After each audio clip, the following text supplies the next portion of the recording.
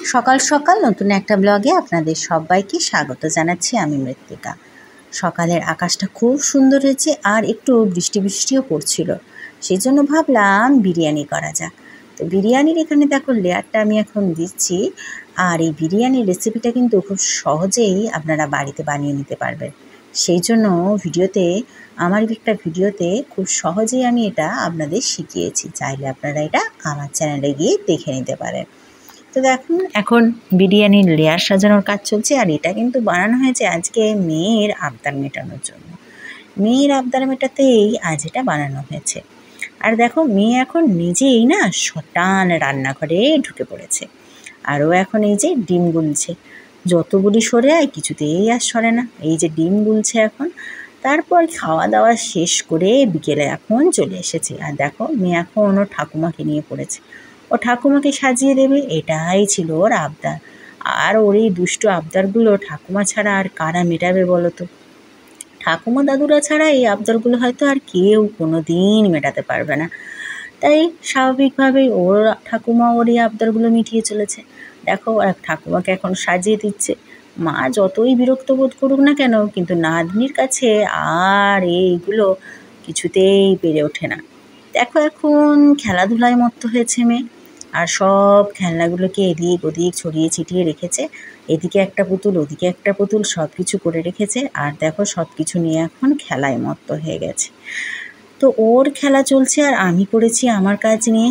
এরপর একবারে বিকেলের কিছুক্ষণ পরে ওকে দিলাম একটু আম খেতে। পাকা আম কিন্তু বৈশাখ মাসে খেতে কার না ভালো লাগে? আমার তো সারা বছরই আম পেলে বেশ ভালোই লাগতো, কিন্তু কী আর করা যাবে। দেখো, মেয়ে এখন আম খাচ্ছে। আর একটু পরে চলে এসেছি ছাদে। ছাদে মেয়ে এখন একটু ঘোরাঘুরি করছে। আর দেখো, এদিক ওদিক ঘোরাফেরা করছে। এখন এইভাবেই চলে সারাটা দিন ওর সঙ্গে আমারও। যেহেতু মেঘলা মেঘলা ওয়েদার, একটু ঠান্ডা ঠান্ডা বাতাসও বইছে, সেই জন্য বেশ ভালোও লাগছিলো। দেখো, তোমাদের আকাশটা একবার দেখায়।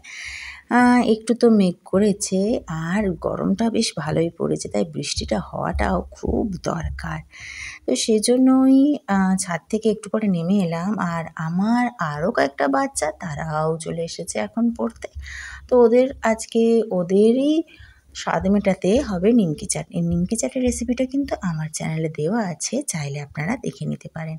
তো ওদেরকে কিছুক্ষণ পড়িয়ে দেওয়ার পর দেখো, ওদের এখন নিয়ে চলে এসেছি ছাদে। ওরা বলছে কি যে, আন্টি ছাদে চলো, ওইখানেই নিমকি চাটের ফিস্ট হবে। তো দেখো, ওরা এখন এখানে ঘোরাঘুরি করছে আর আমি এই যে নিমকি চাট মাখছি। আর এটা কিন্তু বলতে পারো আমি ওদের কাছ থেকেই শিখেছি, কারণ এই নিমকি চাটটা আমি আগে কোনোদিনও খাইনি। তার জন্য আমার আর বাচ্চাদের অনেক ধন্যবাদ। যারা এখন আমার চ্যানেলটাকে দেখছেন তাদের কাছেও অনুরোধ করছি চ্যানেলটাকে সাবস্ক্রাইব করে নিয়ে আমার পাশে থাকার জন্য।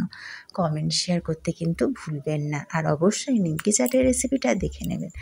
দেখো, আমার নিমকি চাট মাখা হয়ে গেছে আর ওদেরকে আমি দিয়েও দিয়েছি। ওরা তো মহা খুশি, সেই সঙ্গে আমি আরও খুশি।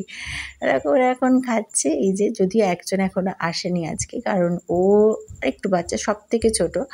ও পড়ে গেছিলো আর ওর মাথা গেছিলো ফুলে, তো সেজন্য ও আর আসেনি। তো ওকে বাড়িতে পাঠিয়ে দিয়েছিলাম। আর দেখো, ওরা এখন ঘুরে ফিরে এই যে খাচ্ছে। আর আমি ওদের ভিডিও তুলছি। ওরা তো খুব আনন্দিত।